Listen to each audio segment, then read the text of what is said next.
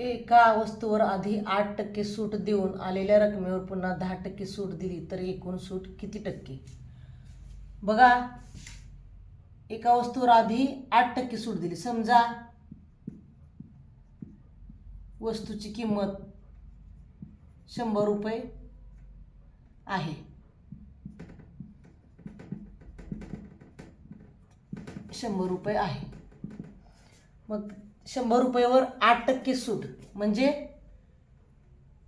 8% म्हणजे 100. मग 100ला 8 रुपये सूट म्हणजे 8 रुपये सूट झाली.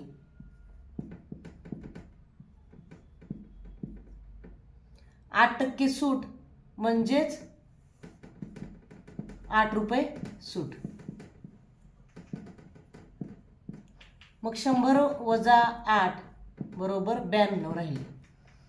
मग आता राहिलेल्या रकमेवर परत 10% सूट दिली.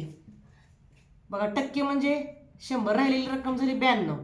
मग 100ला 10% तर 92ला किती? 100ला 10 तर 92ला किती? बघा, आपण त्या वस्तूची किंमत 100 रुपये धरली. मग 8% सूट म्हणजे टक्के म्हणजे 100.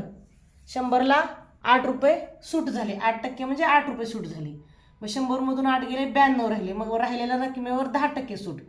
मग टक्के म्हणजे 100. मग 100ला 10 रुपये सूट तर 92ला किती सूट हे आपल्याला अगोदर काढावं लागेल. बघा, 92 गुणिले 10 भागिले 100. बघा, 100 मधला 1 शून्य गेला, 10 मधला 1 शून्य गेला. 10 एक 10, 10ने 92ला भागल्यानंतर 9.2 9.2% सूट आली. मग एकूण सूट किती? अगोदरची 8% आणि नंतरची 9.2%. बघा, 2ला 2 इथं जसंचे तसं ठेवले आणि 8 आणि 9 17. तरी आपण इथं उभी बेरीज करूया. बघा, 8 आणि 9.2.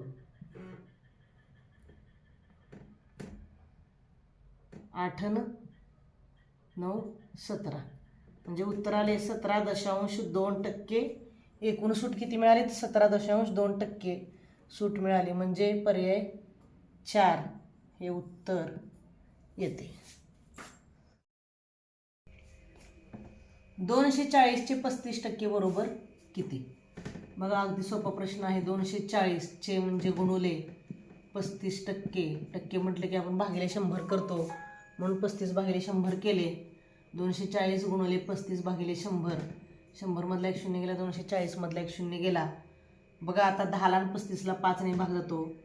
5 7 35, 5 2 10, 2ने 24ला भाग जातो.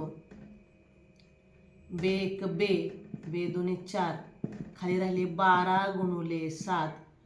12ने 7ला गुणल्यानंतर 12 7 84 येते. म्हणून पर्याय 3 हे उत्तर येते.